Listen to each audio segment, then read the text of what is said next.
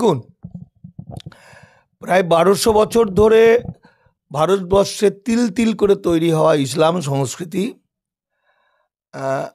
আরএসএসের নীতিগত সিদ্ধান্ত অনুযায়ী ধ্বংস করা হচ্ছে।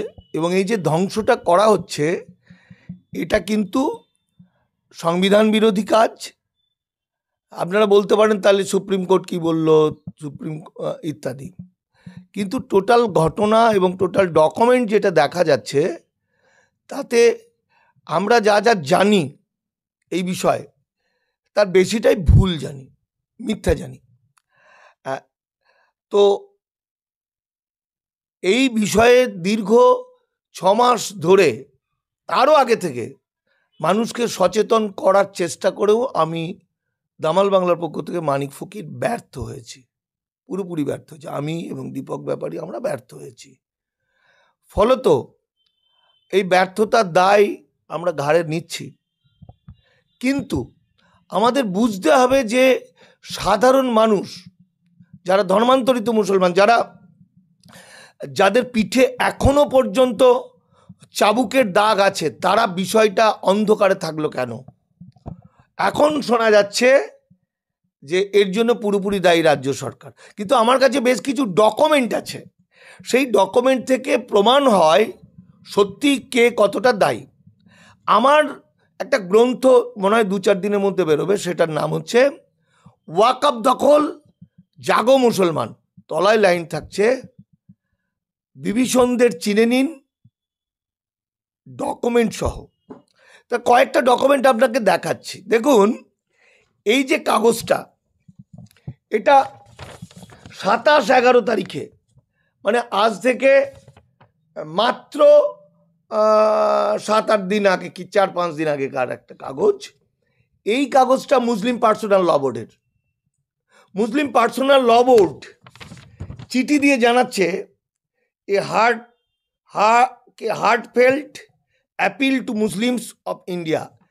27-11-2025, 27-11-2025 মুসলিম পার্সোনাল ল বোর্ড বলছে যত তাড়াতাড়ি সম্ভব 5 তারিখের মধ্যে সমস্ত যেগুলো সম্ভব সেগুলো ওয়াকফ উমিদ পোর্টালে আবেদন করুন। উমিদ পোর্টাল কিন্তু রানিংভাবে চলছে গত 6 মাস ধরে। একটা জিনিস মনে রাখতে হবে যে আইনটা কিন্তু বাতিল হয়নি, উমিদ পোর্টাল কিন্তু চলছে। রাজ্য সরকার তার বিরোধিতা করছে, ঠিক। রাজ্য সরকার লোকসভায় বিরোধিতা করেছে, কয়েকটি জায়গায় মামলা করেছে, আবার কখনো বলেছে দিল্লি থেকে আন্দোলন করুন। এরই ফাঁকে কিন্তু উমিদ পোর্টাল চলছে। আমার এক বন্ধু হাওড়ার বিএলওদের মানে সুপারভাইজার, ওর নাম হলো ইকবাল বলল কিছুদিন আগে আমার কথা শুনে, মাস 2 আগে নাকি কিছুদিন আগে, যখন ওরা উমিদ পোর্টালে আবেদন করতে যায়, মানে রেজিস্ট্রি করতে যায়, তখন কিন্তু তখন কিন্তু ওখানকার কিছু উলেমা তারা বাধা দেয়। তারা বলে না, মুসলিম পার্সোনাল ল বোর্ড বারণ করেছে, করা যাবে না।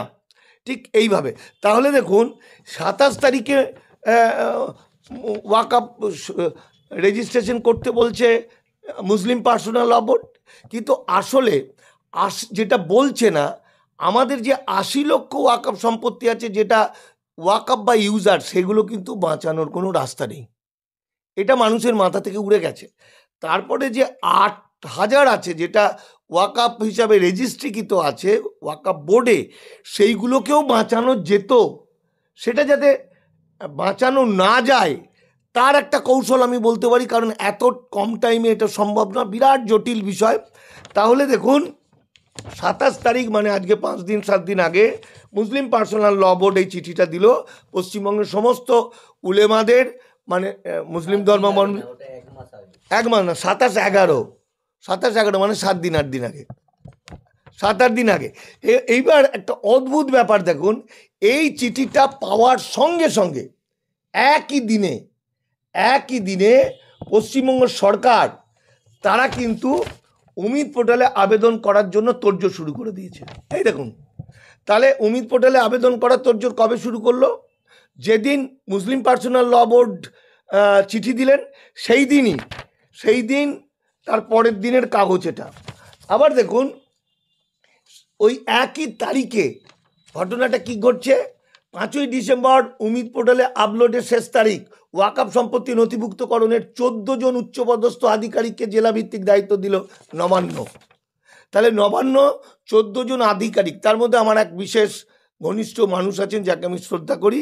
সে মুসলিম একটি দপ্তরের রাজ্যের হেড সুদীপ্ত পোড়েল, তার দায়িত্ব হচ্ছে উত্তর দিনাজপুর। এরকমভাবে এই ওয়াকফের চিঠিটা পাওয়ার সঙ্গে সঙ্গে রাজ্য সরকার 14 জন আধিকারিককে পাঠিয়েছে এবং প্রচুর পরিমাণে যারা কম্পিউটার চালাতে জানে এমন ছেলেকে ছড়িয়ে দিয়েছে যাতে তাড়াতাড়ি আবেদনগুলো করা যায়। আবার একটা ঘটনা দেখুন, তার মানে এইখানে রাজ্য সরকার কিন্তু অপেক্ষা করছিল, টুকটুক টুকটুক করে আবেদন হচ্ছিল, 1, 2, 3, 4 ধরে 6 মাস ধরে। যেটা এবার দেখুন যে আরেকটা মারাত্মক জিনিস দেখুন, যে অভিযোগটা এতদিন ধরে হয়ে আসছিল যে মুখ্যমন্ত্রী কেন দিল্লিতে করতে বলল, দিল্লি থেকে ভোট নেবে মুখ্যমন্ত্রী ইত্যাদি যে ব্যাপারটা, তার কথাটা ঠিক ছিল কি ভুল ছিল সেটা পরের প্রশ্ন। কিন্তু আমাদের দেশের আইন বলছে, সংবিধানের 256 ধারা, কেন্দ্রের আইন রাজ্য সরকার মানতে বাধ্য, নাম্বার 1। নাম্বার 2 হচ্ছে বিষয়টা যেহেতু কৃষক আন্দোলনটা যেরকম করেছিলেন, ঐতিহাসিক কৃষক আন্দোলন হয়েছিল, এটা দিল্লিতে হওয়ার কথা ছিল বলে মুখ্যমন্ত্রী মনে করেন, যেহেতু এটা কেন্দ্রের আইন সেইটাকে মেনে নিল। দেখুন কত তারিখে সেটাকে মেনে নিয়েছে, 10ই অক্টোবর। 10ই অক্টোবর মানে 2 মাস আগে জনগণকে না জানিয়ে এই আইনটাকে কিন্তু মেনে নিয়েছে মুসলিম পার্সোনাল ল বোর্ড। এবং তারা বলছে পশ্চিমবঙ্গে আন্দোলন নয়, আন্দোলনটা করতে হবে বা করা উচিত যন্তর মন্তরে। তাহলে এতদিন পরে কিন্তু তাদের জ্ঞানটা ফিরল, যে কথাটা মমতা ব্যানার্জি বলেছিল একই কথা বলছে মুসলিম পার্সোনাল ল বোর্ড।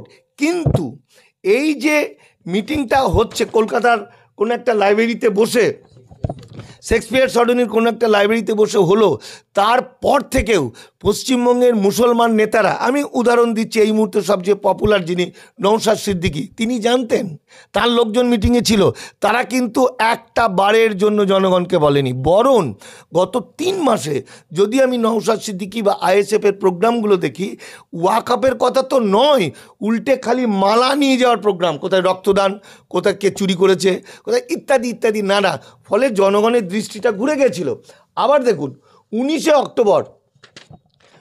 অক্টোবর মানে 2 মাস আগে দেশ জুড়ে ওয়াকফ সম্পত্তি সুরক্ষার জন্য জরুরি আবেদন, উমিদ পোর্টালে ওয়াকফ তথ্য দ্রুত আপলোড করার আর্জি ল বোর্ড।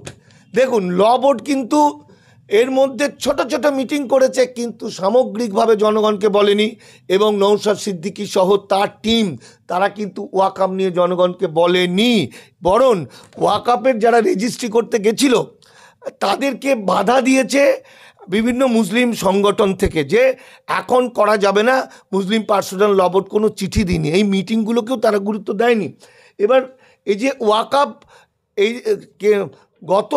গত 15ই সেপ্টেম্বর, ভয়ঙ্করটা কোথায় হলো, 15ই সেপ্টেম্বর যে ওয়াকফের মামলার রায় বেরোলো, সেই রায়ে 73টা মামলা হয়েছিল, 73টা মামলাতেই মুসলিম পার্সোনাল ল বোর্ড এবং আসাদুদ্দিন ওয়েসিরা যারা মামলা করেছিল, মুসলমানরা পুরোপুরি হেরে গেছে, মানে জোর করে হারিয়ে দিয়েছে।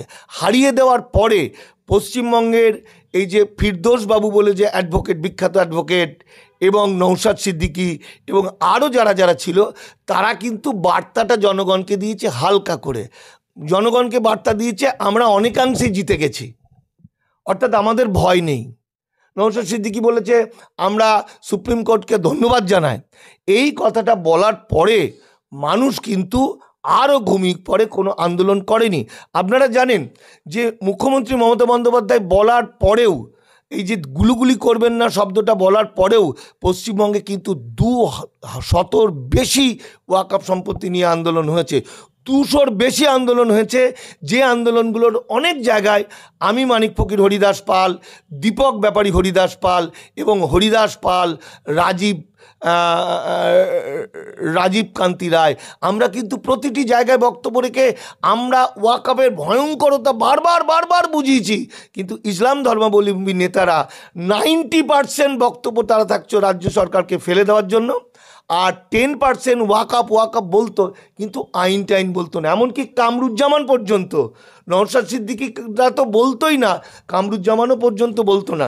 ঠিক সেই সময় দেখুন কি ভয়ঙ্কর কথা, এই বিলটা হওয়ার পরে এই যে মামলায় পুরোপুরি হারিয়ে দিল, হারিয়ে দেওয়ার পরে দেখুন এখানে কি বলছে, কলম পত্রিকা বেরোচ্ছে কত তারিখে, 17ই সেপ্টেম্বর, মানে 15ই সেপ্টেম্বর রায় বেরোলে হারিয়ে দেওয়া হয়েছে। 17ই সেপ্টেম্বর বিপন্ন হতে পারে 1,20,000 মসজিদ এবং 1.5 লক্ষ কবরস্থান, মোট 4 লক্ষ ওয়াকফ সম্পত্তি ধ্বংস হবে। কে বলছেন? মৌলানা মাহমুদ মাদানী এবং সৈয়দ সাদাতুল্লাহ হুসাইনি। দেখুন, অর্থাৎ এরা বলে দিলেও কিন্তু পশ্চিমবঙ্গের মুসলমান নেতারা বলে তো নি, উল্টে এরা অক্টোবরের 20 তারিখে, সম্ভবত অক্টোবর বা সেপ্টেম্বরের আগে আগস্টের 20 তারিখে কলকাতায় 21টা মুসলিম সংগঠন নিয়ে একটা মিটিং করেছিল ওয়াকফের বিরুদ্ধে, যেটা ওয়াকফ আন্দোলনের কথা বলে, কোনো ওয়াকফ আন্দোলনের কথা বলেনি। নওশাদ সিদ্দিকীর নেতৃত্বে আমাদের ইমতিয়াজ আলী সেই সময় আমাদের বিরুদ্ধে একটা, আমার নামে, দীপকের নামে খুব নোংরা কথা বলেছিল, যে আমি যাতে ভিক্ষা করি, আমার কথা যেন কেউ না শোনে। আসলে সেখানে আমাদের সঙ্গে যে ওদের বিরোধের কারণটা হচ্ছে, আমরা বলেছিলাম আসল সমস্যা ওয়াকফ এবং উমিদ পোর্টাল। তোমরা যদি রক্ষা করতে না পারো, লড়াই না করো, জনগণকে জানিয়ে দাও, জনগণকে জানুন, যে জনগণ ঠিক করবে সে তার 1200 বছরের সংস্কৃতিকে রাখবে কি রাখবে না। কিন্তু তারা আমাদেরকে আমন্ত্রণ তো করেনি, উল্টে যেহেতু তারা এটা রাজনৈতিক একটা প্ল্যাটফর্ম বানিয়েছিল রাজ্য সরকারকে ফেলা, কারণ সেখান থেকেই মানে আমরা জানি যে খবর পরেও আপনারা জেনেছেন, 120টা জায়গায় ভোটে ওরা দাঁড়াতে চায়, 40টা সিট ওরা জিততে চায় ভোটে, এবং বিজেপিকে পিছন থেকে সহযোগিতা করতে চায়। মারাত্মক আর একটা জিনিস দেখুন, যে এই যে ওয়াকফ আইন, ভয়ঙ্কর আইন, এই আইনটা যে মুসলমান সমাজ মানবে কি মানবে না, সেটা মুসলমানদেরকে জিজ্ঞাসা করা হয়নি। এই দেখুন, আসাদুদ্দিন ওয়েসি সাহেব কিন্তু মেনে নিয়েছিলেন, মুসলিম পার্সোনাল ল বোর্ড কিন্তু আইনটাকে মেনে নিয়েছেন। মেনে নিয়ে আসাদুদ্দিন সাহেব আরও কিছুদিন ডেট চেয়েছিলেন। মুসলিম পার্সোনাল ল বোর্ড যেটা বলছে সেটা হচ্ছে, যা হবার হয়েছে, আমাদের দিল্লিতে আন্দোলন করতে হবে, কিন্তু আইনটা মেনে নিতে হবে, আর মুখ্যমন্ত্রী মমতা বন্দ্যোপাধ্যায়ের কাছে রিকোয়েস্ট করতে হবে তিনি যাতে কিছুটা হেল্প করেন, যাতে বিজেপি কিছুটা টাইম দেয়। যেটা আমরা বলেছিলাম, বিজেপি এটা কৌশল করেছে হিন্দু রাষ্ট্র করার জন্য, কোনো টাইম দেবে না। ফলে এই টোটাল ব্যাপারটা একটা রাজনৈতিক খেলা, ইসলাম ধর্মাবলম্বী সাধারণ মানুষদেরকে ভয়ঙ্কর বিপদের ফেলে দিয়ে তাদের মসজিদ, মাজার, মক্তব, মাদ্রাসা, গোরস্থান সব কেড়ে নেওয়ানোর একটা পদ্ধতি ছিল। এবং পশ্চিমবঙ্গের কতিপয় মুসলমান নেতা, তারা রাষ্ট্রবাদী মুসলমান, যারা বিজেপির পক্ষে, যারা বিজেপি করে রাজ্যকে ধ্বংস করে, যাতে বিজেপি বুলডেজার চালিয়ে দিয়ে পুরো ওয়াকফ ধ্বংস করতে পারে, তার জন্য আরএসএসের সঙ্গে তাদের একটা আন্ডারস্ট্যান্ডিং হয়েছে। আরও ডকুমেন্ট আমি দেবো, ভাইজান মুখ্যমন্ত্রী বলে আমার একটা বই বেরোচ্ছে, তার মধ্যে আমি দেখিয়েছি যে আরএসএসের স্লিপার সেল কিভাবে কাজ করছে। আর একটা শেষ কথা আমি বলি, যে এই যে মুসলমান নেতারা কেন, নওশাদ সিদ্দিকী থেকে শুরু করে এরা কেন জনগণের সঙ্গে বিট্রে করলো মুসলমান সমাজকে, তার একটা কারণ হচ্ছে, এই আইনে আপনাদেরকে বলা হয়েছে যে ওয়াকফ সম্পত্তি যারা দখল করেছে, যেটা নওশাদ সিদ্দিকীরা বারবার বলে যে সেই সম্পত্তিটাকে কেড়ে নেওয়া, উদ্ধার করার জন্য। কিন্তু আসলে এই আইনে একটা ক্লজ আছে, সেখানে বলা হচ্ছে 1995 সালের ওয়াকফ সংশোধনী আইন, যেখানে বলেছিল ওয়াকফের সম্পত্তি কেউ দখল করতে পারবে না, এই আইনে বলা হয়েছে যারা 12 বছর দখল করেছে তারা সবাই মালিক হয়ে গেছে। অর্থাৎ অনেক বড় বেশিরভাগই তারা খানদানি মুসলমান, আরব দুনিয়া থেকে মুসলমান, যদিও তাদের মধ্যে প্রচুর ভালো মানুষ আছে, মানবিক মানুষ আছে। তবু আমি বলবো, যেহেতু মুসলমানদের বিজেপি এই সুযোগটা দিল, যেমন ফুরফুরা শরীফ যত আল্লাহর সম্পত্তি সব মালিক এখন হয়ে গেছে তারা, সেরকমভাবে ববি হাকিমের সম্পত্তির মালিক ববি হাকিম। আইনত মুসলমান নেতাদের, যারা বড় বড় শক্তিধর মুসলমান, তারা প্রত্যেকেই কিন্তু এখন ওয়াকফ সম্পত্তিগুলোর মালিক। আর পশ্চিমবঙ্গের প্রায় 80,000-এর বেশি মসজিদ, মক্তব, মাদ্রাসা, গোরস্থান সমস্ত শেষ। এটা আইন, এটা আইন। যুক্তরাষ্ট্রীয় কাঠামোতে মমতা ব্যানার্জির কোনো দিন ক্ষমতা নাই সেটা রক্ষা করা। তিনি আসলে, আমি নন পলিটিক্যাল একটা মানুষ হিসেবে বলতে পারি, মুখ্যমন্ত্রী প্রথম থেকে যে সদিচ্ছা দেখিয়েছে, তৃণমূল বিভিন্ন জায়গায় মিটিং করেছে ওয়াকফ আইনের বিরুদ্ধে, লোকসভায় বলেছে, মামলা করেছে, এমনকি মুসলিম পার্সোনাল ল বোর্ড চিঠি দেওয়ার সঙ্গে সঙ্গে যে সরকার স্টেপ নিয়ে নিল, এইগুলো আসলে ওরা কেস খেয়ে গেছে। আসলে পুরোটা উল্টো করে বাজার গরম করে দেওয়ার একটা হাওয়া চলছে, এটাই বাস্তবতা। পড়বেন, চমকে যাবেন, রাতের ঘুম উঠে যাবে। আমার দুটো গ্রন্থ, একটা ওয়াকফ দখল, জাগো মুসলমান, আর একটা হলো ভাইজান মুখ্যমন্ত্রী। নমস্কার।